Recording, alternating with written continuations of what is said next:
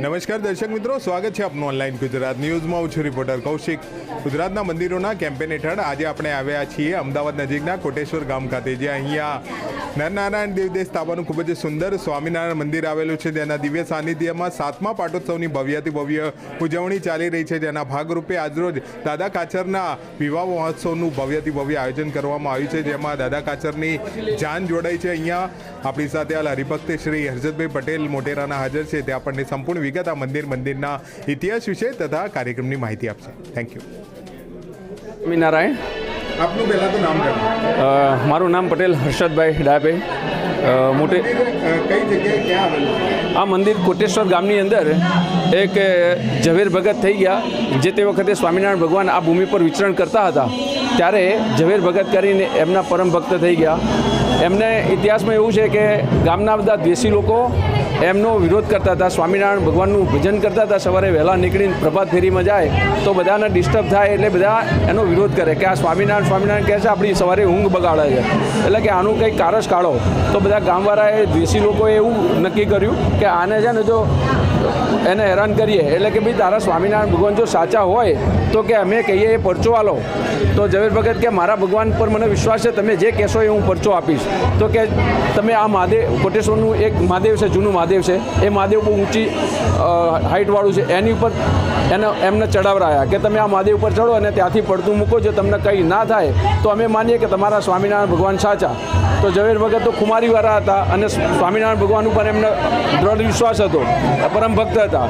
તો પરીક્ષા આપવા માટે તૈયાર થયા અને ગામ વાતે ગાતે ઢોલ વગાડીને બધાને ભેગા કર્યા કે ભાઈ આ ઝવેર ભગતની પરીક્ષા છે, એના ભગવાન સાચા ખોટા આજે ખબર પડી જશે. કે તો ઝવેર ભગતના વાતે ગાતે કોટેશ્વર મહાદેવની અંદર ઉપર ચડાવરાયા અને ઝવેર ભગતે જય સ્વામિનારાયણ કે હે મહારાજ એમ કરીને પડતું મૂક્યું. પણ જેણે નીચે જાણે ફૂલની હથેળીમાં ફૂલ પડ્યું એમ ભગવાને ઝવેર ભગતને ઝીલી લીધા. એમને કંઈ જ ના થયું. ગામવાળા લોકો બધા અચંબામાં પડી ગયા. એવું આ પ્રસાદીનું ગામ કોટેશ્વર. હવે એ કોટેશ્વર ગામની અંદર ત્યાં સરસ મજાનું ગુરુકુલ સંકુલ બન્યું છે, અને ગુરુકુલની અંદર એ પ્રસાદીની જગ્યા છે, ત્યાં વાડી બનાવી છે અને ત્યાં પ્રાર્થના મંદિર પણ બનાવ્યું છે. એ પ્રાર્થના મંદિરનો આજે 7મો વાર્ષિક પાટોત્સવ છે, અને 7મા વાર્ષિક પાટોત્સવ નિમિત્તે 16 તારીખથી 20 તારીખ સુધી જે કથાનું આયોજન હતું, કથા સત્સંગી ભૂષણ કથા અંતર્ગત આજે 7મા પાટોત્સવની અંદર દાદા ખાચરના વિવાહનો પ્રોગ્રામ હતો.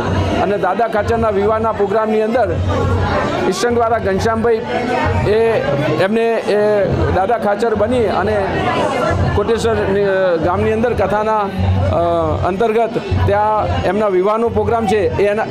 એ અંતર્ગત આજે આ ભવ્ય પ્રોગ્રામ છે. કૃષ્ણા 2થી વાતે ગાતે જાન જશે દાદા ખાચરની. અને દાદા ખાચર જેવી રીતે ગઢડાની અંદર દાદા ખાચર પરણવા ગયા હતા, મહારાજ પરણાવે તો હું પરણું, આવું દાદા ખાચર કહેતા. તો દાદા ખાચરને મહારાજ પરણાવવા ગયા અને એના અનુસંધાનમાં એ યાદ તાજી જાય એના માટે આ કથા અંતર્ગત સત્સંગી ભૂષણ કથા અંતર્ગત 7મા વાર્ષિક પાટોત્સવની અંદર દાદા ખાચરના વિવાહનો પ્રોગ્રામ છે.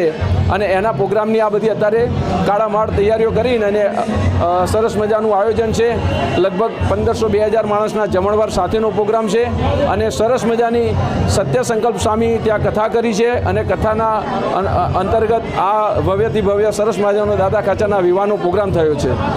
જય સ્વામિનારાયણ.